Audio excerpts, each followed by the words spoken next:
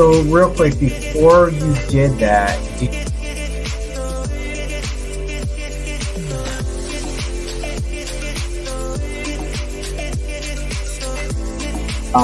and your origin story, like how did you get into? Is that he made an age joke the last time we were. I'm gonna use that Kuka.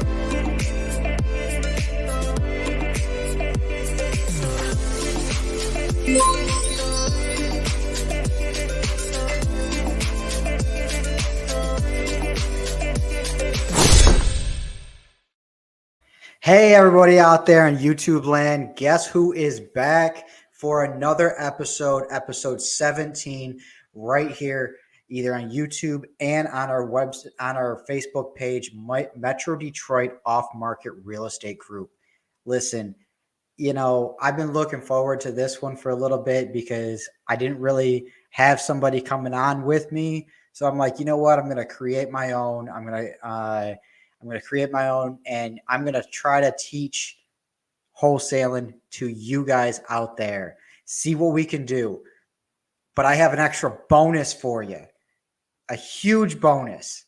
My man, Khalif Williams, is going to join me on here. Not only am I going to tell you my process and what I do, but then he's going to follow up with what he does and how he works. So that way, now you get two different perspectives. So, I'm here trying to give as much value as possible to all you. So if you haven't already, subscribe to the channel, the YouTube channel. If you can, go over the YouTube. If you're not watching from there, watch from YouTube, and we'll go from there. So without further ado, Khalif, how you doing, my man? I'm awesome. I switched my audio settings. Am I coming through clear? Yeah, you're coming crystal clear. Perfect. Glad to be here. Awesome. So now we're in Metro Detroit Off Market Real Estate Group, and he obviously, from his background, you can kind of see he is actually the admin of Metro Detroit MI Off Market Deals. There you go. Oh. All right. So if you haven't subscribed to his group, please go over and hit up his group. It is very valuable. So with all of that, like, how you doing, Khalif, by the way? I'm doing awesome, man. I'm reevaluating, reinventing. I think we're all kind of experiencing the same things in the marketplace. Oh yeah. So just get in even more creative. I mean, the thing is, and always has been, is building relationships, man. And that's how I've been getting things done this second quarter massively is building relationships, nurturing them, and putting stuff together. Most definitely. So with that, like, what we're going to do is all right. So I got a PowerPoint presentation that I'm going to present, and it's bullet points. I kind of went too much into detail, but I put this together last minute. Before I was just gonna kind of go off the cuff here and there, and I'm like, well, you know what? Maybe I do a little bit of structure to it. That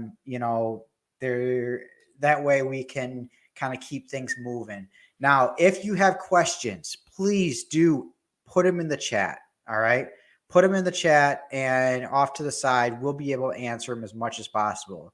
Is that your little one right there?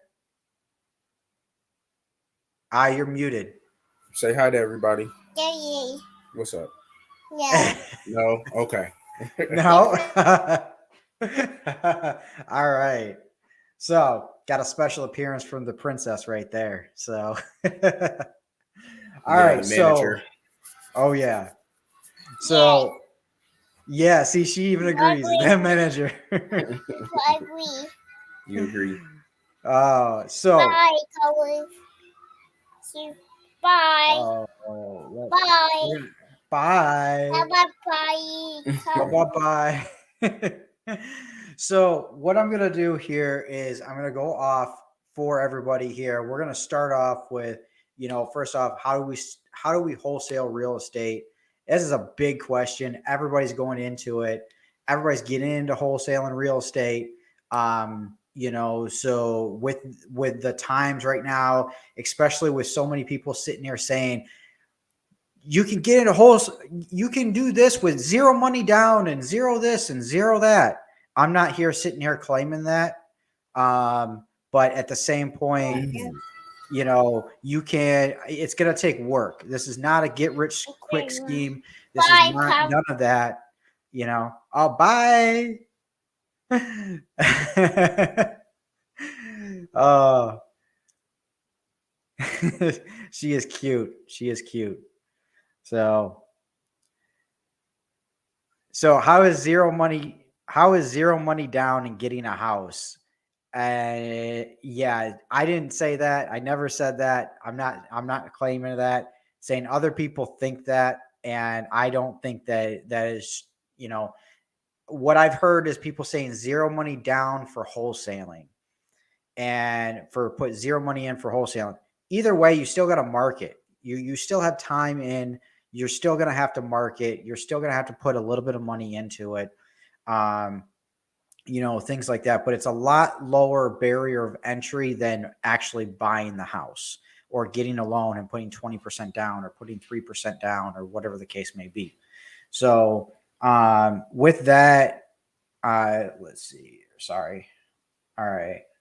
So what do we expect to learn from here? We're going to try to sit here and go through this as fast as possible.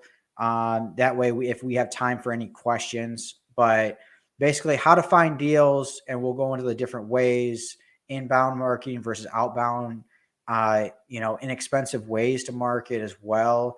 What to do with a lead once you get it. Okay. How to talk to the seller. All right. How to get the price out of them, and, finding out the reasons why. All right. Finding out their why and setting up appointments or a time to call them back. And the reason I put that there is because there's a lot of people that do virtual wholesaling. So, also how to figure out your offer, running comps. A lot of this, I don't have enough time to go over everything. I'm going to try to do the cliff notes of everything. And then, at the end, if you do want to do a one-on-one session with me, by all means, usually I do charge for it, but if we record it, I'm offering it for free for a limited time. Okay. Depending on my schedule. I'll talk about that at the end. Also, how do you know what buyers was going to pay? Also, what's important for the market. Every market's a little bit different.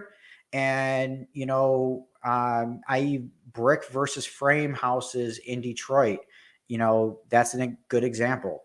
Running the numbers for multiple situations. There's fix and flips, buy and holds, and then just buying it creatively as well. Finding out what the buyers want as far as the return on investment. And this is a golden nugget right here, is what are VIP buyers and how to get them. Okay. Huge. Also we're going to learn what to do when you have the seller and the buyer. Okay. How do you find a good title company? How do you talk to a title company? The process on what you should tell the seller and the buyer. Okay. And here's the most important: getting paid. Hallelujah. Right there. Getting paid. Who wants to get paid? Everyone wants to get paid. All right. So how do you get paid? Creating the relationships. And then afterwards, what's next? I think this ending is honestly the most important for creating the business, period. What do you think, Khalif? 100%. Oh, yeah. So, see, she agrees too. Right there, 100%. Awesome. So, we're going to start off with how to find the deals. Oh, my God. So cute. So how to find the deals. Now, again, ask questions in the comments. I love to hear feedback from everybody. Okay. Love to hear feedback. Just like Khalif's daughter there is waving towards it right there. Come wave towards me. All right. Ask your questions. All right. So different ways to market. Everyone has different, and each one of these costs differently. All right. Some of them are more expensive than others. And kind of go from there. Cold calling, text blasting, PPC, which stands for pay per click, driving for dollars, creating a website for SEO purposes, networking, on market, and agent outreach. All right. So with that, agent outreach, right now, I'll tell you what I do is I cold call and I network. Okay. I cold call, network, and we're also in the process right now of creating the website. But right now, it's mainly cold calling. We haven't gotten into text blasting. I've tried it before. Not to say I'm not opposed to trying it again, but right now we're just cold calling. So we're doing outbound marketing. I eventually want to get to where there's more lucrative deals, which are inbound marketing. And some of these in here, we'll go over that as well. But, as far as cold calling goes, each one of these has its own little science to get to. Okay. So don't think that, I'm going to do all of them. Concentrate when you're starting off, concentrate on one, maybe two. Okay. Or you like a couple of these you can use in combination, like driving for dollars, cold calling, and texting. You can use those together. Okay. With that being said, try to concentrate on one niche before you move on to the next. So what do you think about that, Khalif? I would agree with that. I put in the chat which way is the best, Randy. And Oh, yeah? I'd say the one that you can be the most consistent with, that's going to be Yes. your best friend. Most definitely. So being more consistent is the key, because consistency, honestly, that really gets you going. You know what? Bandit signs. God, you know what? That is one thing that I actually have not done bandit signs, but I got to add this in here. Thank you. See, there are different things in here. Terry Penny actually did that. Direct mailing. I got to put that in there. All right. So those are two things that I don't really do at the moment. That's why I didn't think of this. Remember, I created this whole document about an hour ago. Okay. So I apologize for if there are anything missing, and we will add them as we go, by the way. All right. We will add them as we go. So with that being said, yes, there are direct mail and bandit signs. Those are two that are missing on this list, but they are similar. Those are still the bandit signs are incoming, and the direct mail is outgoing. Okay. So let's come back here. All right. So inbound marketing versus outbound marketing. We already talked about the two that are missing, which are the outbound are direct mail. The inbound is bandit signs. Okay. What makes it inbound marketing versus outbound? Outbound means I have to actively search for the lead. For instance, I have a list that I'm cold calling. I have to actually call them in order to get the lead. Inbound means they're trying to call me for an offer. Okay. You always want to get towards the inbound because you're going to get the more lucrative deals coming inbound. All right. Unfortunately, the main reason is they have more of a motivation because they're going to they have actively seeked you out in order to get an offer from you. Okay. For instance, pay per click. They had to physically click on a button and fill out a whole form in order to get an offer. So, they are more motivated than a regular cold call. Going on your website, SEO, they had to find your website. They had to find all of that. Inbound is networking. The reason why I put networking as inbound is because it cultivates all the network, all the people you met, and now they're coming to you when they have a deal that they want you to either one, sell, or two, buy. Okay. So that's why I called it inbound.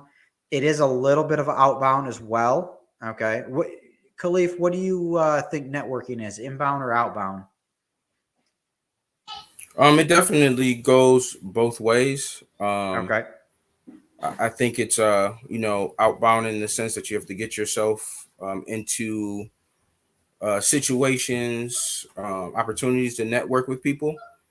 Yep. But on the flip side, you got to make yourself as available as your schedule allows for people that are quote unquote inbound, that are reaching out via text or email, DM, Mm-hmm. however, to make sure you're again initiating Yes. and responding to those inquiries. Most definitely. And out on market, I would call it outbound because you're outbounding to on market. They're not searching you. Yes, they have a little bit of motivation because they're out there, but you have to actively go out there. And the problem with on market is now you're fighting against actual homeowners or other investors that are out there. So, on market is a harder strategy, just to let you know. There are people out there that like to say that on market is very easy. And oh yeah, if the numbers work, they work. In some markets, I'm like, for instance, my market here in Metro Detroit, even if it's on market for a certain price and you're trying to sell it above that price, you're more than likely not going to sell that deal unless the numbers work way too much. Okay. Way too much. So, which I don't think I've even seen a deal like that. So agent outreach is kind of the same thing, but the difference is with agent outreach is the reason for agent outreach is you're going to go after the properties before they come on the market. Okay. Get on their off market list, get those properties before they even hit. Okay. So that's kind of where I would reach that. Inexpensive ways to market would be Facebook Marketplace, Craigslist, door knocking. Now, I haven't done door knocking, but I've heard of people doing it. Okay. Driving for dollars. Okay. And networking. Everybody thinks that driving for dollars, you need an app. You need all this stuff, this extra technology in order to do it. You got pen, you got paper, write down the address. Okay. Drive down, write down that address. And True People Search is a free way to skip trace. It may not be the best of data, but if you're looking for free ways, that's one way. Or you can pay the 12 to 15 cents per lead and actually get it skip traced. So, and then also networking. Networking is free. Okay. I go to my local real estate meetups in the area and it's free to go to them. I may have to get a drink at the bar or whatever, but that's really about it. It's free to enter into a real estate meetup on most of them anyways. Go in there, network. Most importantly, listen to what buyers are saying. Listen to what they're talking about. Okay. What do you do with the lead when you get it? How do you talk to a seller? All right. Talking with a seller, it's an art. All right. That's why some buyers don't do it and they want to deal with wholesalers, truthfully, because in in truth, some people are assholes. I hate to say it, and hopefully YouTube doesn't skip that, but you know, they're. What do you think, Khalif? You think some sellers are assholes? You run into some that are difficult, but Yep. I want to challenge you when you're following to a perspective that somebody gave me that kind of helped me Oh, is 100%. Let's do it. um especially cold calling, right? Yep. You're calling this person out of the blue, asking them from their perspective some personal information, and they have no clue who you are. Mm-hmm. Um, so they, I was coached to put myself on their side of things, um, to make light of that and kind of bring down the chance of bringing the asshole out of them by kind of Yep. diffusing that at first, right? Is, hey, I know you have absolutely no idea who I am, and Mm-hmm. apologize for that out of the blue, and let them know what you're trying to do and what you're trying to accomplish. And tell them what works for me is like, hey, I noticed you own, 123 Sesame Street. What plans did you have for the place? So that Right. just kind of disarms them. And that's just a free tip just to let the air out of the room. Yep. Because you might run into somebody that may be interested in selling, but they may want top dollar and kind of trying to railroad you off the phone by asking an astronomical amount, right? But Most definitely. just ask them, hey, what was your plans for the place? That opens up for there to be a two-way dialogue versus you kind of cold calling and scripting them. Yep. So, and that's the thing, like, and actually, what I kind of meant by they're assholes, I'm not talking about the sellers are assholes. I'm talking about these buyers. The reason why they don't market like we do, and the reason why they don't do what we do, is because our buyers are assholes sometimes. Because all they want to do is do the work. Yep. They want to get the lead and do the work. And I'm not saying there's nothing wrong with that. They don't want to concentrate on marketing, you know. They just want to be blunt, run the numbers. If it works, it works. If it doesn't, it doesn't. Okay. We're here to play that middleman. Okay. The middle people. That way we try to figure out the problems, we come up with the solutions, and then now all the buyers are doing is seeing our solutions. That's it. They don't see all the work that we put into it. And if anybody out there sits there and says that wholesalers don't work, I challenge them on that 100%. I really challenge them. So I want to see in the chat anybody out there that is watching right now. Tell me what way you market or what way you want to market, whether it be cold calling, direct mail, bandit sides, whether it be networking, anything like that. Put in the chat what way you prefer to market. I want to hear that. I want to hear how many people out there. I want feedback, everybody. I want feedback. So keep putting in, go ahead and put in the chat and we'll go from there.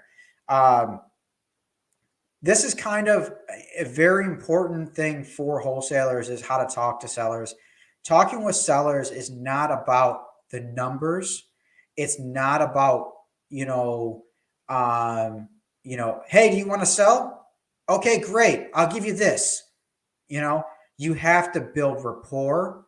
You have to find out what their pain is. Okay. Find out the reason they said yes, that yes, I'm interested in selling. Okay. All right. And so we got one person, Amber Tintony, from Facebook said agent outreach, text blasting, and networking. 100%. So finding out their pain and figuring out and I think this is the most important quality is do not lie. Sellers will pick up on if you're lying. Okay. Be authentic with them. 100%. If you're authentic, that comes through. They will trust you. Be honest, and be honest with them, whether you can help them or not. Okay. Try to figure out where, and I'm going to steal this from Pace Morby. he has a huge story. Look up his story on this, but it's called Find the Bunnies. Okay. I'm not going to tell his story. Look up on YouTube, Pace Morby, Find the Bunnies, his story on that. But it's a hilarious story. Basically, find what their pain is, try to see how you can help them. Okay. And I even talk to sellers and I tell them, hey, even if you don't go with my offer, please let me know if there's any other way I can help you. And that goes a long way as well. I'm not sitting here saying use that as a tactic and expect a huge return from people on that. What I'm saying is just be genuine with people and offer to help. That's all. Okay. Be creative and see if they would be interested in any type of creative solutions as well. Okay. Be with everything with a huge tick right now. There's a huge thing with creative financing and doing land contracts, whatever they may be. See if there's a creative way to make the deal happen. Okay. So the next one would be, get the price out of them. How can you get the price out of them? You talk with them about the benefits of going with your offer versus an on market. Hey, Mr. Seller, I'm out here, or the benefits of going for us is, hey, we pay all the closing costs. The number that I give you, there's only 3 things that come out of that number. Okay. One is any back taxes or up to the closing date of taxes coming out of that number. 2, any blight tickets from the city. Those are tickets, and people don't usually know what blight tickets are, but so I explain it and I say, those are tickets like, too long of a grass or anything like that from the city. And then any water bill. Okay. Anything, those 3 things, those are the only 3 things that's going to be taken out of yours. We'll pay any title fees, closing fees, or anything like that. Benefit. Okay. Those are benefits for you. Now, if they're contemplating going on market, just say, hey, that's not a problem. You might even be able to get more on market. It's going to take longer. Okay. It might take 45 to 60 days on market. Also, you're going to have to pay a portion of closing costs. Okay. On average, it's about anywhere from 9 to 11%. Okay. In total with commissions and closing costs to sell your house. Okay. Every area is different. Everything's different. So, I give them a little bit of a range, and that's the truth. I'm not spewing any lies. This is all true. Okay. Now, after that, I come to them. You also will have people going through your house constantly, things like that. Going through me, you don't necessarily have to do that. We just need to get a contractor in there a couple times just to get our numbers going good, things like that. And we take it as is. You don't have to do anything to the property. Benefit. Okay. So listen to what they're talking about. Listen to what their pain is. Okay. And then reaffirm that. Okay. Well, yeah, you know what? I really need to sell. I want to sell the house because I want to move down to Florida closer to family. Okay, great. We can get this done for you, and we can get you down closer to your family. You're repeating what they said so that they understand what that you're actually listening to them. Now, that is a huge thing because a lot of people just want to give them the offer and go over. You have to, in doing this, you're building rapport with them. Okay. Now, before you even give them the offer, as you're looking things up, oh yeah, I saw, down the street, this one sold for X amount of dollars. This one was completely redone, blah, blah, blah. Setting their expectations up. Okay. Setting their expectations up for possibly the lower offer by viewing a couple comps in the neighborhood. Okay, by listing, hey, your neighbor down the street, they just sold their house. It looks almost identical to yours, and it sold for X amount of dollars, and that was completely redone. How much do you think you would need to get it, to get the house where that needs to be? You're getting them to talk about how much the renovation cost is, and you're getting them to talk about what you need. Okay. You have any ideas on that, Khalif? No, that was good. Especially when you have somebody that's kind of not in the same stratosphere as you as far as asking price. Mm-hmm. Is you got to put on your education hat. 100%. And walk them down the path to how you got to your number. Just again to be authentic with them, and being genuine is that, hey, I'm in this to help you, and in that I am looking to make profit for myself. And here are the bare bones numbers and how I got to where I got. So again, you're not just being the hammer, right, and just throwing a number at them and call me if that works. 100%. Yeah, don't be afraid to tell people, hey, I'm in here to make money. People know that, Unfortunately, that's how it is. So finding out their reason why. I've already hit this before, but we're gonna say it again because this is the most important. If they, everyone has a reason why they want to sell. Okay, everyone does. If they do not have a reason, they're not motivated to sell, and put them up in a follow-up situation. Put them in a follow-up lead. Okay, all right. Find a solution to help their situation. Okay, whether it be back taxes. Hey, you need to close in 2 weeks. You know what? Let's try to make that happen. All right.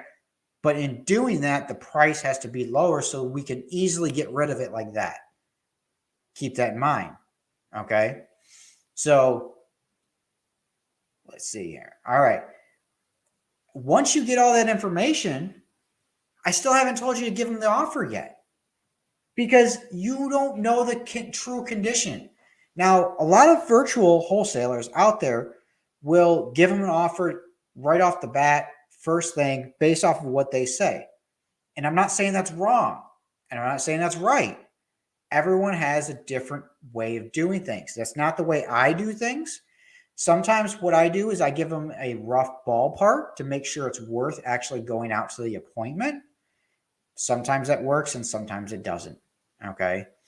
But what I want to do is, either if I'm doing it virtual, I will call back to possibly even get some photo, or I'll set up where they can send me some photos. Okay. To give me a rough idea, to make, things like that, and then get them an offer. Or if I'm not doing it virtual, if I'm local, set up a time to go see, to actually have an appointment with them. Okay. Setting up the appointment is actually very important, because you get the chance to meet them face to face. People will trust people they can physically go there and touch. They will trust you more if you're in person. Okay. Not saying virtual is bad by any means. Everyone has their own process. Okay. And within virtual, everyone has their own process of getting photos.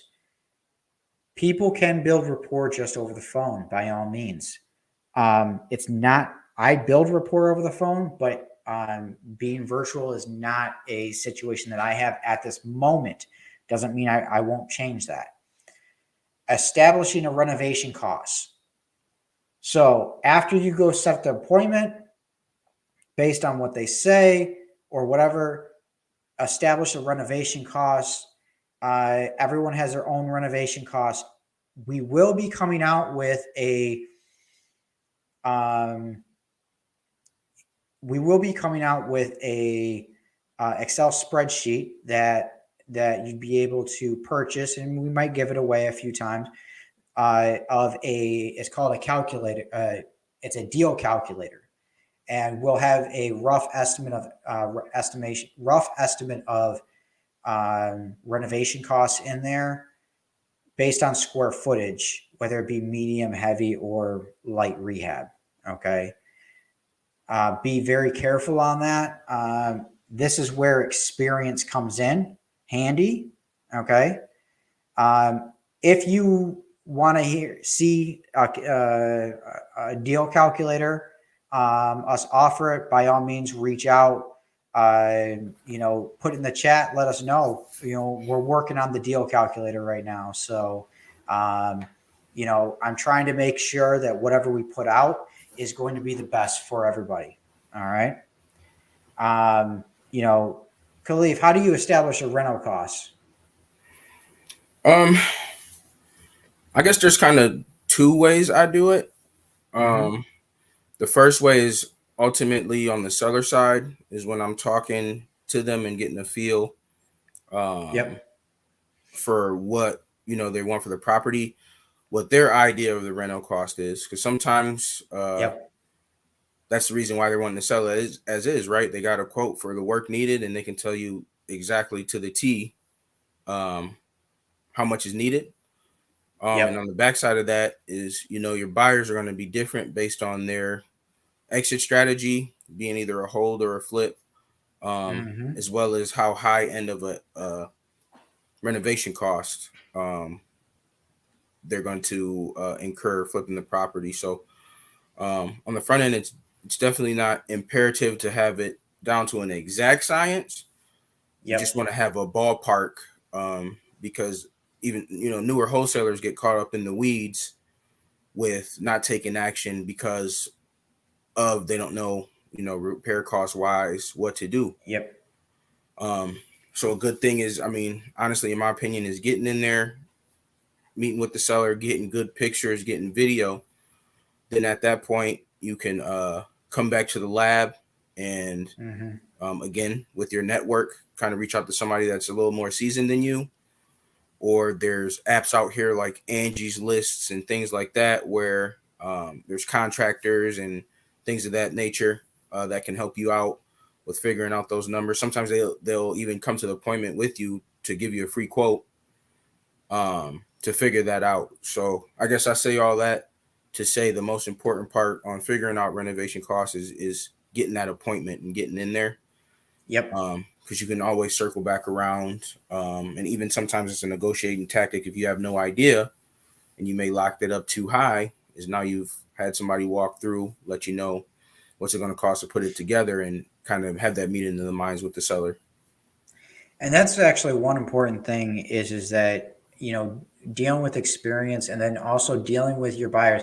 Say you did lock it up too high and you think the renovation cost is going to be 20 grand, and you tell your buyer comes to you and just, they don't give you an offer, or they just blatantly lose.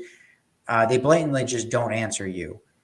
What I would do, and what I've done this in the past, is I say, hey, I understand this deal might not be a good fit for you, but tell me why. Tell me, is it the renovation cost? Is it, what do you expect the renovation cost to be on this project?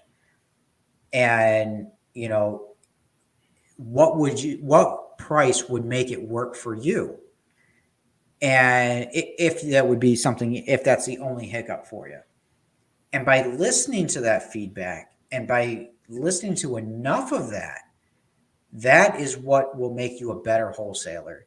That is what makes you better on the next deal as well, and helps you. Maybe if you have an offer from this guy who says, you know what, you put it out there at 50K and you estimate the budget of 15 or 20K for a renovation, they come back and say, this is going to be a 40K renovation all day long. This would be a deal for me at like 40. Okay. So now what can you do? You can go back, say, if I can get this down to 40 for you. Okay. And say you got it locked up for 40. All right. And you're trying to sell it for 50.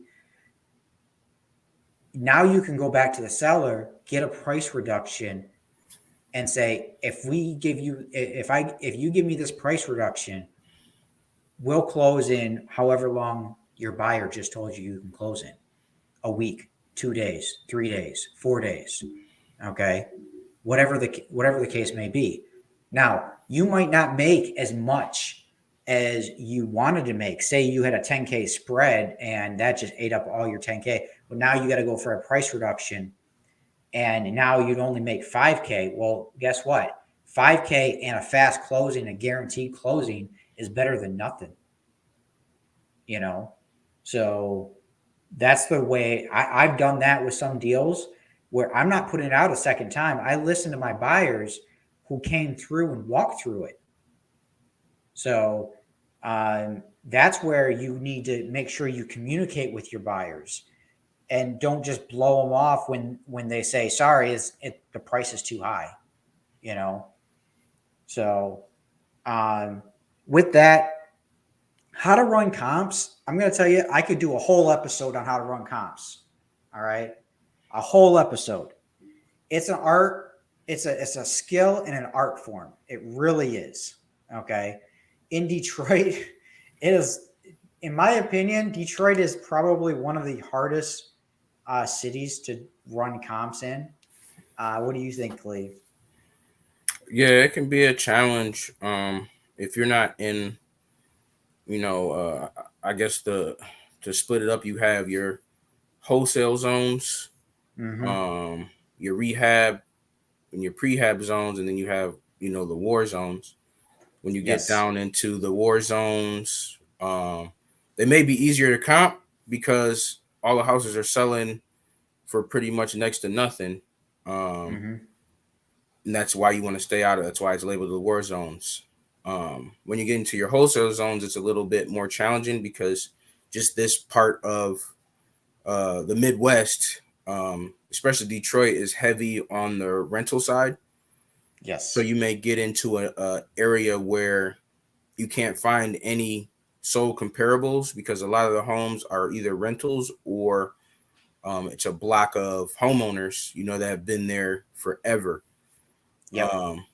So it's tough. It's tough to comp them out um, in And Detroit. So to your point, it is more of an art from just yes. experience of being in the field, and again, leaning on your buyers that you find that buy in that area to see what they're paying for them.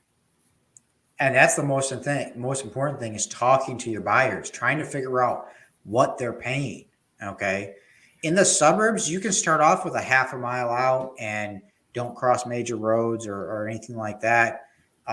Your normal comping videos out there.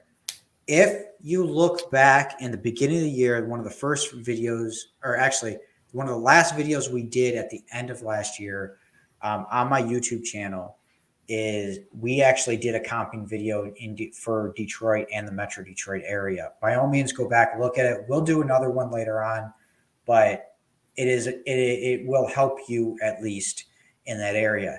And if you don't know how much, reach out to your network. For instance, you can reach out to me, you can reach out to Khalif and say, hey, what do you think this house will go for? This is the condition. This is, blah, blah, blah. They're looking to get this. I'll tell you what I think we could sell it for, and what you should get under contract for. But the thing is that if you come to me and you ask me that, and then you say you got it under contract where I think I can sell it for, and you want to sell it for more, I'm probably going to tell you to kick rocks. No offense. It's just you didn't listen. I get that all the time. What do you get that too, Khalif? Yeah, and I think that's just a fear piece which comes to bite you in the butt because you tell somebody asks you your opinion and say, hey, I think we can sell this for 40 to 50K, right? 50K Yep. being a long shot, and Yep. they go back to the seller starting low, and then are so scared to lose the potential deal, they offer on the fire end of the spectrum and then come back to you, hey, I got it locked it up. But it's like you got it locked up for where I said we can move it at. So Exactly. ultimately you're going to spin your wheels trying to move it because we've Yep. already figured what it would sell for.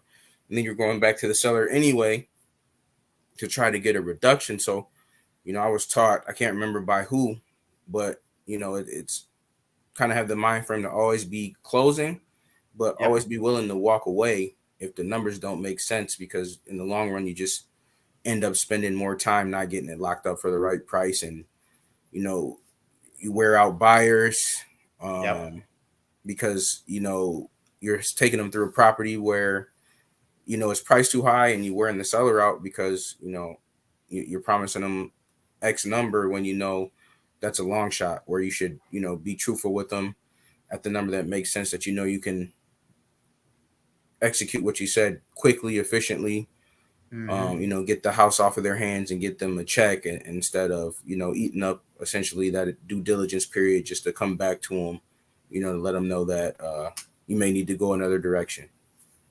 Oh, 100%. And that's the thing that I see a lot is people get through here and they're afraid to walk away. Okay. They're afraid that I got this great lead and I just don't want to let it go, but you're not going to close it. So you're going to put in all this work and it's not going to happen, or you're going to make very, very little money. Okay. And I get it that you want to push it, but you have to stick to the numbers. Okay. As soon as you try to push it above, and I've been kicked in the butt before on this so many times where I tried to push it. You know what? I think I can try to push it for this. It just doesn't work out. You have to look at, what is working in the neighborhood, what is not working. You really do, because the thing is that you can't, hopium is not a good business strategy. Period. You don't want to run a business on hopium. Okay. And if you don't know what hopium is, by all means, ask me. I'll tell you all day long, because I spent my 20s in hopium and I got nowhere. So I'm going to tell you, hopium does not work, period. All right. You have to stick to the numbers. As a business person, you have to stick to the numbers. All right. With that, you have to look at properties that are so similar products, for instance, brick versus brick houses, frame versus frame houses, bungalow versus bungalow if you can. All right. Same style houses, 2-story. You can't take a 2-story versus a bungalow. Like, it just doesn't really work. So you have to do like for like, and then you can't do a new build versus a 1930s house. Okay. It just doesn't work. Same style house. All right. It's all basics. By all means, I'm happy to go into it in later videos. Also, let me know in the comments whether you want more of those videos. I'll try to make them. How do you know what buyers will pay? It's simple. Ask them. Okay. But I got an even less simpler way then. All right. Even more complicated way. But you look in the neighborhood and look for cash buyers in that neighborhood. Okay. See what cash buyers are paying. All right. Not only what cash buyers are paying, you can tell when somebody's buying a lower in the neighborhood. You can tell when someone bought a fix and flipper. Okay. So see what those people are buying, those fix and flippers. You just saw one, down the street. That's a fix and flipper that just sold for, and that's your comp. Look to see what that fix and flipper bought it for. Okay. See how much work a similar amount of work he had to put into it. Guess what? You at least got a neighborhood of a price, a ballpark. All right. Then do your numbers backwards. Network with buyers at real estate meetups. Talk with them. See what they're doing. This is not, if you have a huge ego and just want to boost yourself and yeah, I'm doing this and I'm doing that, by all means, this is not the thing for you. You have to learn to listen to people. Okay. If you don't, you're not going to go very far. Know what's important in your market. I know in Detroit, brick is important. But as soon as I get out to the suburbs, it becomes less important. Okay. Keep that in mind. Every market is a little bit different. All right. Some people, find it in certain markets, duplexes are more important than anything else. They get a higher premium. Okay. Look for patterns in the neighborhoods. So I'm trying to make this as generalized as possible. So it's not just for Metro Detroit. I'm using us as example because this is the market that I work in, Khalif works in. Okay. But this will work in any market out there. You have to look for all of this in all the other markets. I don't know. I got an 855 number calling me, just keeps calling me. That's crazy. Anyways, talk with your buyers, listen to their buying criteria. If you talk to enough buyers and listen to enough, their criteria is going to be very similar. Okay.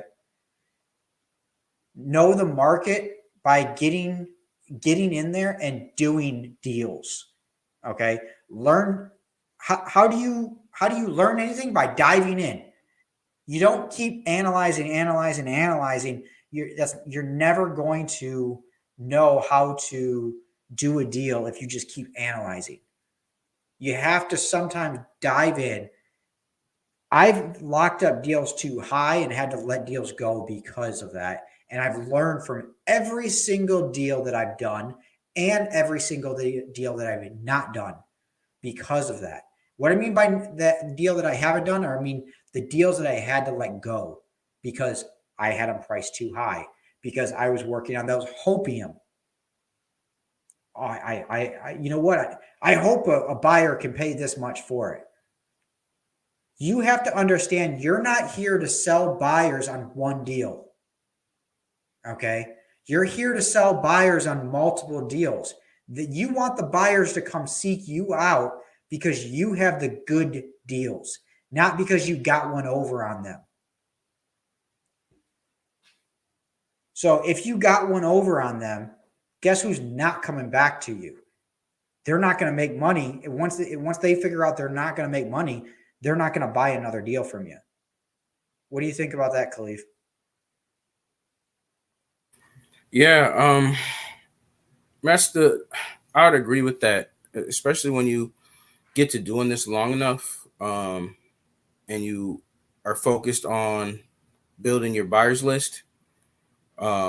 Ultimately, you can probably attest to this, Randy. You essentially do or offload your deals to the same handful of buyers. Mm-hmm. Not for any reason other than they know what they want. They're willing to give you a number and they'll close quickly.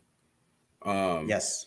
And those become your VIPs. I hope I'm not jumping ahead or anything. A little bit, but it's all right. It's all right. We could talk about it. Yeah, and they're the ones that are they're going to be valuable to you for this reason, and it makes your job a lot easier because now you're not spinning your wheels casting a super wide net on a whole bunch of different marketing channels. You're just looking exactly for the deals that these guys want because if you find them, they're going to buy them.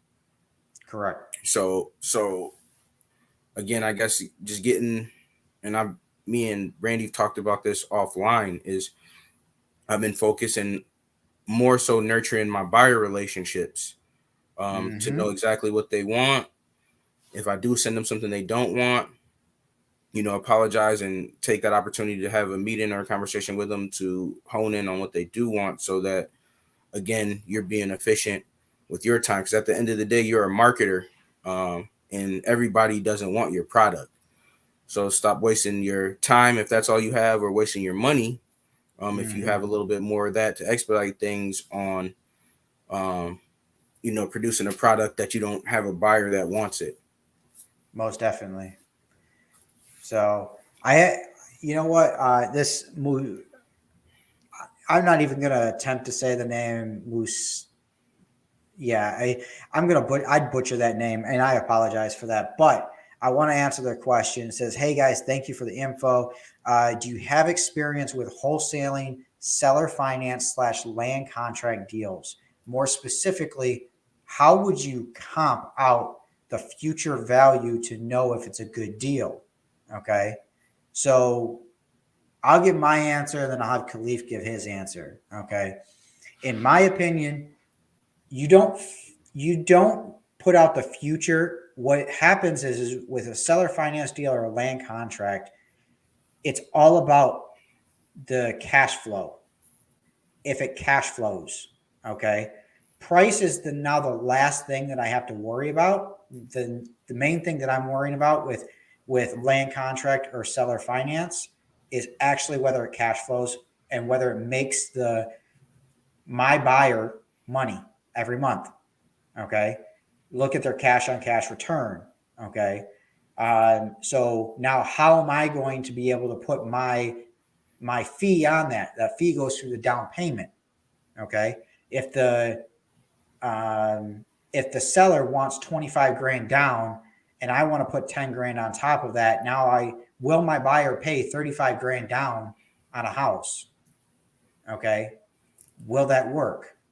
Maybe, maybe not. Maybe you got to talk to the seller and try to get a lower down payment so you can actually get paid.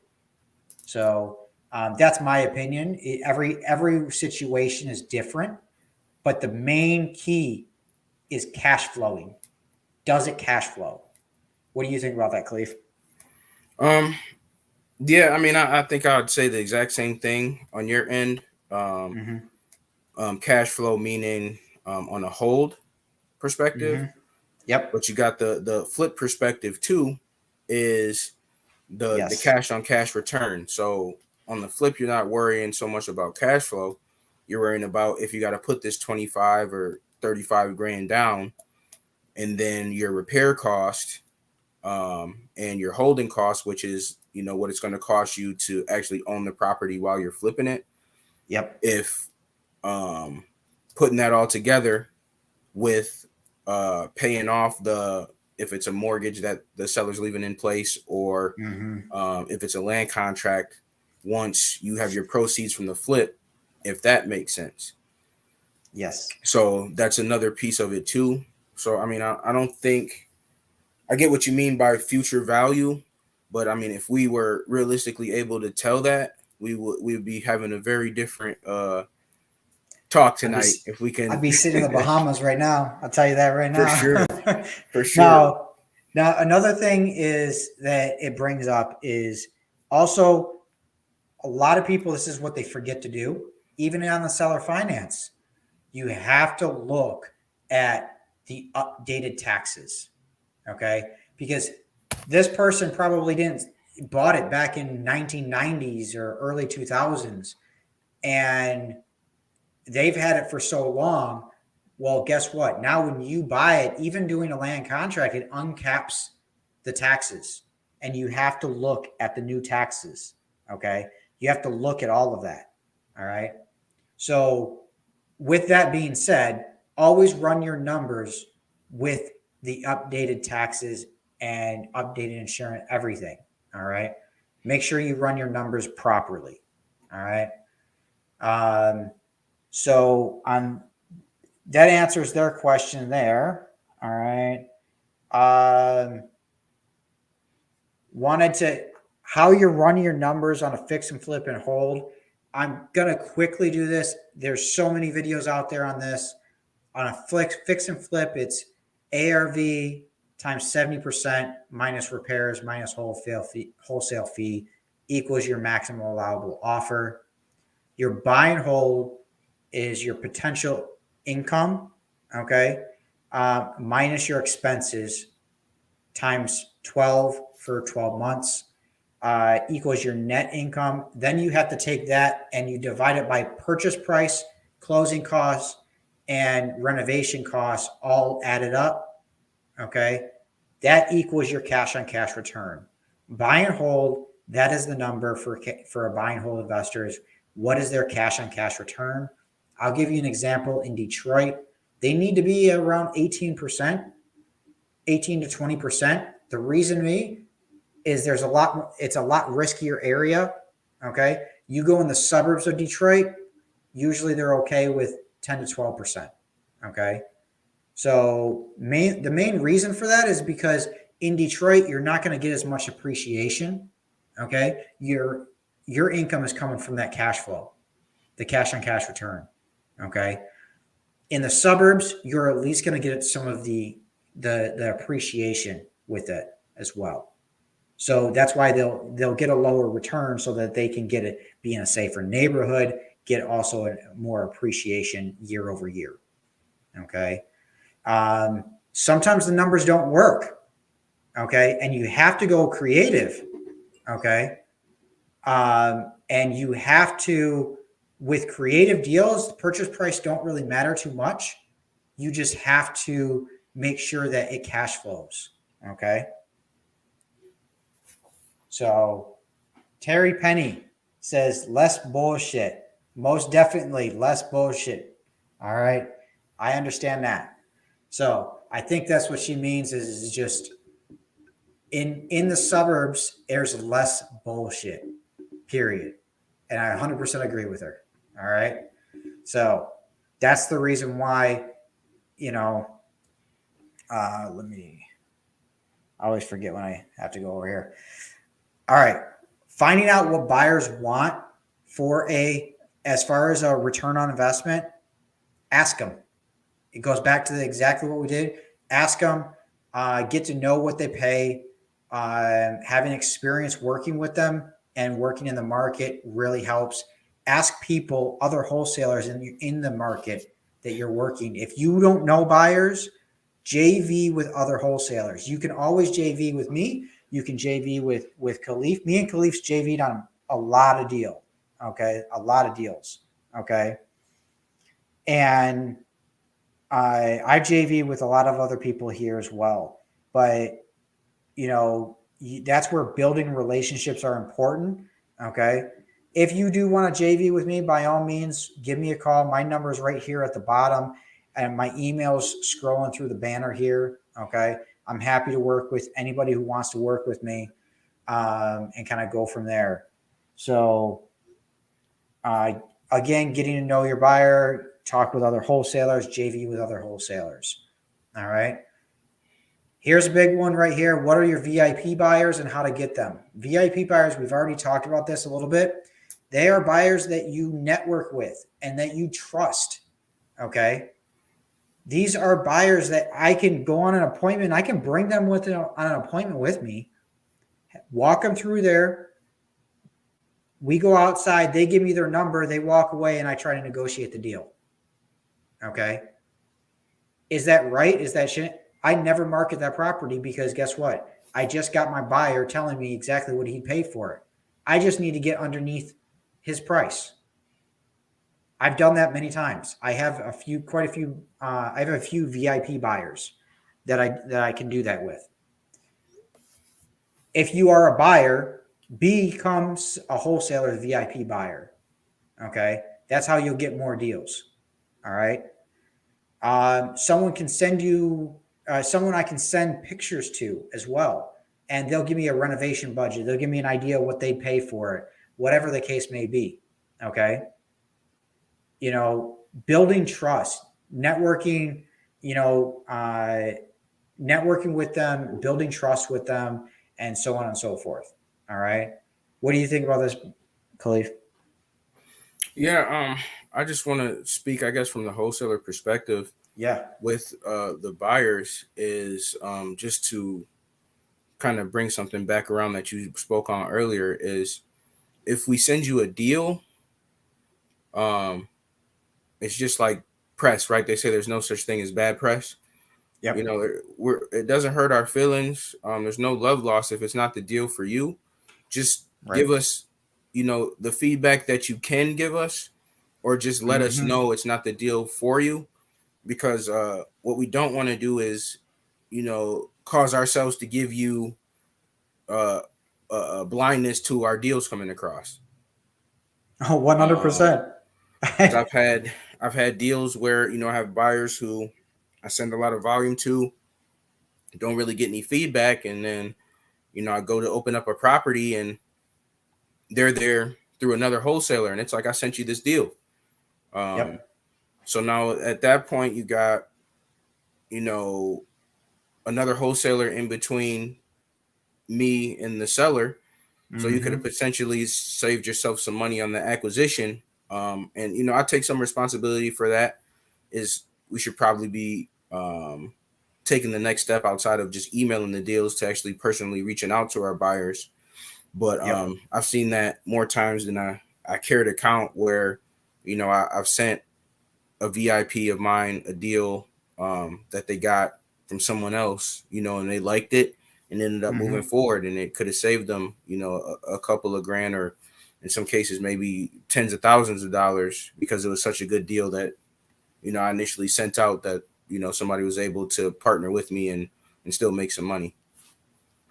Oh, exactly. 100%. And that's the thing is that you work with these other wholesalers. Now, when I JV with somebody and I'm sending it out to my buyers, there's other wholesalers out there that will add their fee on top. Okay. And there's nothing wrong with that. Okay. But I decided that I'm running my business where I don't want to add my fee on top. I want to work with people that have direct to seller, and we both put it out at the same price and we split the fee, whatever that is. Okay. Whatever we agree upon, we split it, whether it be 50-50, 60-40, whatever the case may be. Okay. Normally a normal wholesale deal for me is we split this fee 50-50. Okay. There are extenuating circumstances and things like that, but a simple fact is that I want to advertise it at the same price, because I've had it in the past and I've been screwed before, where I added my fee on top. We've gone through the deal, halfway through closing, my buyer sees the original seller's advertisement selling it for $5,000 less, $2,500 less, whatever it was. And now they're upset with me. They won't purchase another property with me. They may close on this because they want the deal, but they won't purchase another property from me. So I've made it a point in my business practice to do that. I'm not saying that adding your fee on top is not good, because I tell other wholesalers to do that when I do my advertising. Okay. I'm just not, when I JV on a deal, unless I have a direct buyer right there, then and there, and my buyer knows that I'm adding my fee on top, where I'm fully transparent. Unless that happens, I'm going to make it a habit where we advertise the same thing, and that's it. So you have any thoughts on that, Khalif? Yeah. I mean, it's kind of just like you said, on the other side of things, when you work with a wholesaler, and that's their preferences, their prices, their price, and if they want to work with you, they instruct you to add your fee on top. Yep. If you're confident and can put it out there and procure a buyer, I don't think there's anything wrong with that at all, just from the fact that your buyer needs to do their due diligence on the deal, and if the deal makes sense at the price that you advertise it at, it shouldn't matter. And my buyers tell me all the time, if the deal makes sense for me at the number you send it over, I don't care what you make on it. Right. So that's the kind of people you want to deal with, because at the end of the day, this is our bread and butter. This is what we're doing to feed our families. We're not trying to screw anybody or anything of that nature. We're just trying to put deals out there, and if it works, it works. If it doesn't, it doesn't. Exactly. There'll always be more deals. Just to your point, I've had that same situation happen. I've had deals where I've been instructed to put my fee on top, and there's no way to prove it, but my marketing at a higher price might have procured a buyer to that wholesaler initially at a lower Yep. price. So you can't get caught up in the messy middle. It's just, Yeah. volume, moving on to the next one if this one doesn't work, or, celebrating this one working and still moving on to try to get the next one done. Yep, 100%. And that's where developing these relationships help. So, again, let's move on a little bit. We're going to go to how to find a good title company real quick. I'm going to move a little bit faster, just because we're running out of time here. How to find a good title company: ask other wholesalers, ask your buyers, network at the real estate meetups, and then just try them. Try them on a deal. See how they are. Oh, you don't like them? You don't like how they did this or whatever? Maybe it was just that deal. Try another one. See how they are. Okay. How to talk to them. Ask them, do they do assignment of contracts? That's huge. It's most important. Okay. Do they work with with wholesalers? Okay. If they don't even know what a wholesaler is or what an assignment contract is, move on. Okay. It's not your title company. They have to be investor friendly. Okay. And then just ask them, what's the process to start title work? 90% of the time, it's all through email. 99% of the time. Okay. The process, the process and what should I tell the seller and the buyer? Okay. So you're in the middle. You got your buyer over here, your seller over here. Okay. You can't put them together because you don't want the seller knowing what the buyer is buying it for or anything like that, in most cases anyways. So you just keep each one updated on the process. Make sure the buyer sends in their EMD deposit, because even though you may or may not require a EMD with the seller, you better require a EMD with your buyer. Okay. Follow up with the title company to make sure they deposit the EMD. Okay. Earnest money deposit. That's what EMD stands for. If you don't know, ask the buyer on how much of a notice they need from the title company for a closing date. All right. So we're going to go through this whole process. If they're using hard money, if they're using whatever the case may be, you're going to get everybody on the email chain. You're not going to put the seller on the email chain. Okay. But you put the buyer in there because the buyer knows everything and you're the only link to the seller. Okay. So you're going to do the closing date. You're going to do all that. If the title company asks for the seller's information, that's perfectly fine. They will reach out to the seller on a separate email with you. Okay. Make sure they include you on that email. All right. Most importantly, keep the seller updated in the process. Most people, this is what happens. They get the signed contract. Now I got to go find a buyer.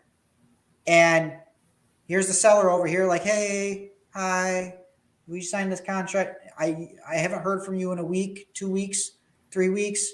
Are we closing? No, I don't know. Tell me what's going on. Now they're getting hit up from other wholesalers because you're marketing this, and you got some bad wholesalers who's trying to go behind your back to give them a higher offer. Okay. And now you get yourself into a situation. I say it as a situation because there's ways to get around that. But the thing is that as long as you build good rapport with that seller, okay, and you keep them updated in the process, they're not going to listen to anybody else. I'm going to tell you that right now. They will actually tell you when somebody calls them with another offer. So just keep that in mind. All right. So most important is keep the seller updated on the process. You have to do that. Make sure the seller sees the seller closing documents and not the buyer closing documents. There is a difference. The seller closing documents will not have the assignment fee in there. The buyer closing documents will. Okay. So it'll be there's a seller statement and a buyer statement. On the buyer statement is where you'll see your fee. The seller statement, they will not. And you have to make sure a good title company will know to do that. Okay. You got any ideas about that? No, that's good practice to make sure they're updated and make sure that you send them the right statement and they get, to review that. Important piece on the seller reviewing it is it's going to be preliminary, but they're going to have an idea on what they're going to be walking away on closing day. There's been some instances where documents, for whatever reason, don't get produced until you're signing, and then you have blights, or you have back taxes, or water bill, 6,000, 8,000 plus water bills, which eats the seller's proceeds up. I've had instances where they cause the seller to have to come to closing with money. So that's good practice to make sure the seller sees that well in advance before closing, so the deal doesn't blow up at the closing table. 100%. So now here's another thing is we're almost to the end, you guys. We really are. We're almost to the end. When you see that getting paid here, that's the end. I'm going to tell you that. Getting paid. How do you get paid? The title company should pay you either by check or wire the amount your assignment fee is. Okay. Whatever is stated in that HUD statement. Okay. Well, they don't call them HUD statements. They call them just statements now. But whatever is in that statement for you. All right. We're in Michigan. We're a title state. Okay. Every other state, there's other states that are an attorney state. It's very similar. The process is very similar. I haven't dealt with an attorney state before, so I can't really comment on that too much. But I know the process is very similar as title. All right. As a title company. So this is something that I always have to make sure I follow up with the title company. Title companies are slow. They are busy. They're very busy. They have multiple closing per day. I have to constantly follow up with them to make sure, hey, did this get funding? When are you sending out this or this and that? I have to always follow up. I've never not once not gotten paid. I just have to follow up because everybody's busy, especially when you come to a holiday closing or closing that's just before a holiday. It's crazy. Okay. Because I am not at the closing table, okay, where everyone's signing. Everyone is, I have to make sure that everything is funded and by communicating with the title company. Okay. We've had issues like that before to make sure sometimes it's delayed the closing by a day or two. Okay.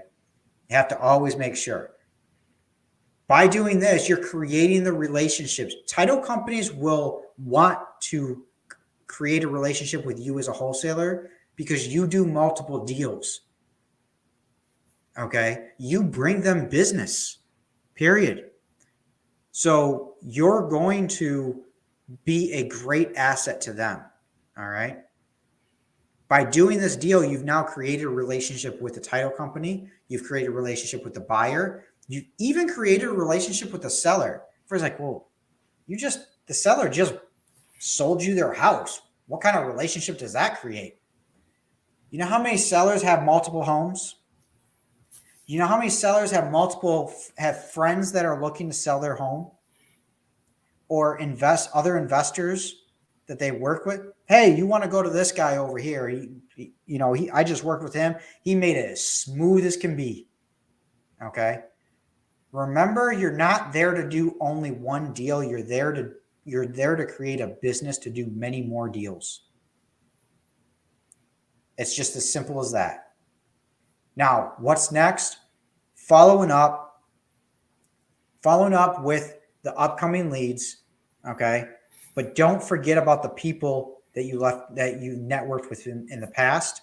Don't forget about your follow-ups, okay? I get probably 90% of my deals from follow-ups. Okay. From following up with people constantly. Okay. You never know when a lead's going to just fall on your lap. Okay. Just because you have a relationship with that person. Okay. With someone that you've already did a deal with. I've had people come out of the blue, call me up and, hey, I got this deal. You know what? I just bought it. But you know what? I don't have the funds to get rid of it at the moment. I just want to get rid of it. You know, this is what I paid. This is what I'm looking to get rid of it for. Blah blah blah, so on and so forth. I've had other buyers do that. All right, people do business with people they know and trust. That's it. This goes for sellers, buyers, everything. Okay, and lastly, rinse and repeat. Rinse and repeat. We're here to make a business, not one deal. Okay. If there's any questions, please put them in the chat. I know we've been going for a long time. Let me know what questions you have. If you're not on the live, put them in the chat and I'll answer them later on. By all means, if you stayed here I know this is an hour and 21 minutes. It's crazy, you know. And then this is all our social media. Now, I will say I'm working on my website at the moment, and I'm working on a section for our podcast where it will be right on our home. It helps a lot if you go there, take a look at it, things like that. But we're also working on a part where we're going to be giving away either free or contracts, or you can purchase the contracts, or when we do the deal analyzer, and we'll be able to do that as well, where you can, that's a place where you're going to be able to purchase the deal analyzer that we're going to be making. So randystedwell.com, you know, that's where all this is. I'll show it to you real quick on our on here. There we go. And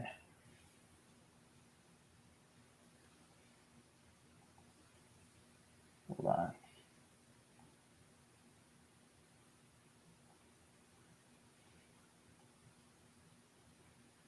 So randystedwell.com. This is the website here, podcast. If you want to joint venture with me, click on the joint venture link, click on this link right here. What it will do is it'll take you to this form that you fill out. And as soon as you hit submit, it goes to my Podio. It goes to and I will reach out to you as soon as I can. And we can take it from there. So if you want to joint venture with me, click on that, click over here. If you want us to buy your property, if you are the owner, you can use this form, or just click on the joint venture form, still click on that as well. Either way works for me. You know, go check out our website. This will be the homepage here, which is for our podcast. We try to get them updated as fast as possible. I've been working on these. I have the transcripts down here for what we say. I'm doing a lot of that's for SEO purposes. So, and we only put part 1 in the video, and then you can click on here for the longer form video, click on the title. So by all means, you know, let me know what you think. I'm happy to hear feedback and kind of go from there. So, we'll check that out. That's it. Khalif, what'd you think about today? No, that was awesome. I just got one point. Yeah, bring it on. That's really helped me out. Yes. Just on getting paid, man. A line I've been using probably the last 2 years now is, you know, at closing, after everything's done, I pull the seller to the side and I ask them, hey, do you know how I bought your property? And they're like, yeah, I have no idea. Well, the last house I bought, seller made a nice chunk of change and didn't know what to do with it. And they became a private lender. and they lended me money from their proceeds to buy your house. Would you like to do the same? And you'll be surprised, man. A lot of people want to get into real estate and have no idea what to do, and you just literally were the expert they dealt with in this. So don't let that opportunity pass you by. To, again, funding is hard to come by, especially if your ducks aren't in a row as far as credit and having cash in hand for down payments and stuff. To utilize these folks as private lenders, because you obviously know what the hell you're doing. And if you can show them how they have some money that if they don't have a plan for, they're going to blow it. To show them how to get a cash on cash return. And, you have a couple of those to repeatedly call up anytime you have a deal. It's a great way to get some private money. You're able to set your own terms to create, a win-win for yourself and, your seller turned private lender. So that's just one thing I wanted to put out there, because a lot of people always hit me up for hard money lenders and private money lenders. That's how I choose to get them, just because you want to, set your terms. You don't want that person to be in the business so much where they're dictating what you're doing. You just want somebody that's hands off, that just want to return on their money. That's the best way to get it. We want to build that relationship 100%. Yeah, absolutely. So build that relationship. And if you don't ask, you don't know. Yeah. What's the worst thing that they can do is say no. And that's just the same as you not even asking in the first place. Exactly. So the way I see it is, the worst thing they can do is say no. So why not ask? Yep. All right. So 100%. I really appreciate you, Khalif, coming on here with me. Thanks for everyone having me, out there. Yeah. Everyone out here in YouTube land, please let, this is really good. It's really good. So Marvin asks, PL tip. I don't know what PL tip means. So private lender. Private lender tip. Okay. Yes. Yep. Private lender tip, 100%. Awesome. Yeah, that was really, really good. So that was it. It is really good. By all means, if you don't know, if you don't ask the questions, you don't know. So thank you everyone out there for watching. Thank you for, if you are just joining or anything like that, please watch the video backwards. I had this great PowerPoint I put together an hour before we had this, and it was 25 slides. I can't believe I got that done literally an hour. So just before we got this, so that's crazy. But, I'm going to be improving it actually. And then through our website, we're building strides, man. We're doing strides. I'm going to do a deal analyzer. We're going to do everything that we can to try to help out as many people as I can. Lastly, if you want to do a one-on-one with me, please reach out to me. If we record it, I'm doing them for free at the moment. Normally I do charge. So go from there. For instance, I'm doing one on Wednesday. I'm doing a one-on-one on Wednesday through Zoom, and we're going to be recording as well. So it's going to be awesome. I really appreciate it. Khalif, I'm going to bring you down. Hold on there. We'll talk in a minute. But for everybody else, I really appreciate you coming out here. I really appreciate you doing this, sticking with me, and let's all do deals together. Enjoy my life. Thank you. Have a good day. See you on the next one.